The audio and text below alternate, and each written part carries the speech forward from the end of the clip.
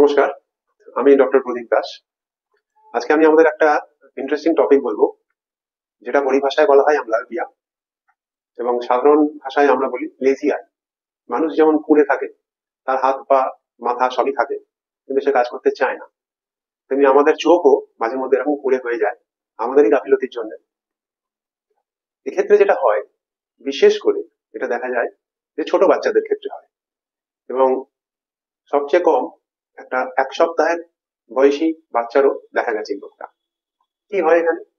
এখানে এমন একটা পরিস্থিতি তৈরি হয় যেখানে তার একটা চোখ, একটা চোখেই মেনলি হয়, খুব রেয়ারলি দুটো চোখে দেখা যায়। সেই চোখটা সবই নর্মাল, পেশেন্ট কিন্তু কিছু দেখতে পায় না। এক্ষেত্রে পরিভাষায় একটা কথা বলা হয় যে the patient cannot see anything and the doctor also cannot see anything. কেন হয়? এটার মেন কারণ, যদি দেখা যায় যে কোনো মানুষের বা কোনো বাচ্চার দীর্ঘদিন তার চোখে পাওয়ার আছে, কিন্তু সেই পাওয়ারটা ঠিক করা হলো না, ডাক্তার দেখানো হলো না, বাচ্চা বুঝতেই পারলো না যে তার একটা চোখে সে দেখতে পায় না, কারণ বেশিরভাগ ক্ষেত্রে এটা অন্য চোখটা ভালো থাকে। এক্ষেত্রে যেটা হবে, আমাদের দুটো চোখে, চোখের পর্দাতে তো আমাদের ছবিটা তৈরি হয় যখন আমরা দেখি, এবং সেই ছবিটা উল্টো থাকে। মানে ডান চোখের পর্দায় একটা ছবি তৈরি হয়, বাঁ চোখের পর্দায় আর একটা ছবি তৈরি হয়, দুটো ছবি আমাদের উল্টো থাকে। সেই উল্টানো ছবিটাকে ব্রেনে গিয়ে একটা জটিল নার্ভের মাধ্যমে ওই দুটো ছবিকে সোজা হয় এবং তাদেরকে যোগ করা হয়, পরিভাষায় বলে ফিউশন।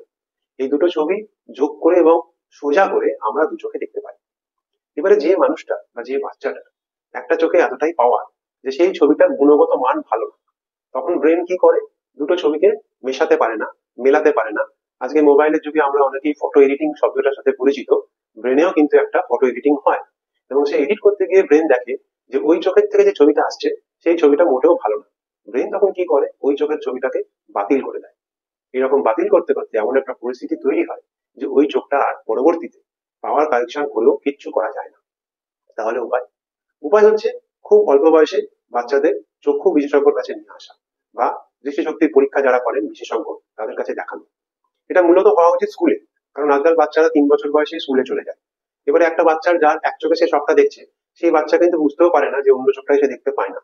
এবারে যদি কখনো কেউ একটা চোখ ঢেকে অন্য চোখটা দেখে, তাহলে ধরা পড়বে যে বাচ্চাটা কিন্তু একটা চোখে দেখতে পায় না।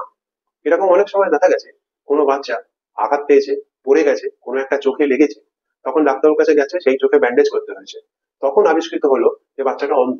মানে এতটাই অন্ধ যে সে যেহেতু ভালো চোখটা হয়েছে এবং সেই চোখটা বন্ধ করা হয়েছে, সেই বাচ্চা কিন্তু তখন হাতড়ে মরছে। কারণ এতদিনে জানা গেল যে তার অন্য চোখটাতে অ্যামব্লায়োপিয়া আছে। বাইরে থেকে দেখে বোঝার কিন্তু কোনো উপায় নেই। এই রোগটার সবচেয়ে ভয়ের জায়গা এটাই। এখানে যত তাড়াতাড়ি চিকিৎসা করা যায় তত ভালো, কিন্তু দুর্ভাগ্য কি, যে 50%, ভালো করে বুঝুন, যদি 100 জনের অ্যামব্লিওপিয়া হয়, 50% বাচ্চারই 5 বছরের আগে রোগটা ধরা পড়ে না। সুতরাং বাবা মায়ের কাছে আমার আবেদন, আপনাদের সকলের কাছে আমার আবেদন, দুটো চোখকে আলাদা করে বাড়িতে খেলার ছলে পরীক্ষা করুন। একটা চোখ ঢেকে বলুন দেখতে পাচ্ছিস, সে যদি বলে হ্যাঁ, আর একটা চোখ ঢেকে বলুন দেখতে পাচ্ছিস, সে যদি বলে হ্যাঁ, তাও কিছুটা নিশ্চিন্ত। কিন্তু সবচেয়ে ভালো হয় যদি নিকটবর্তী কোনো চিকিৎসকের কাছে গিয়ে বাচ্চাকে অন্তত 2 বছরের আগে একবার চেক আপ করিয়ে আনা, যে আমার বাচ্চা দুটো চোখ ঠিক আছে কিনা। তাহলে এই অ্যামব্লিওপিয়া থেকে আমরা অনেকটাই মুক্তি পাবো। আর একটা তথ্য দিয়ে রাখি, গোটা বিশ্বের 1 থেকে 5% বাচ্চা কিন্তু এই রোগে ভোগে। সুতরাং এমন ভাবার কোনো কারণ নেই যে আপনার প্রতিবেশী বা আপনার বাচ্চা সুস্থ, যতক্ষণ না আপনারা এই পরীক্ষাটা করছেন। নমস্কার, ধন্যবাদ।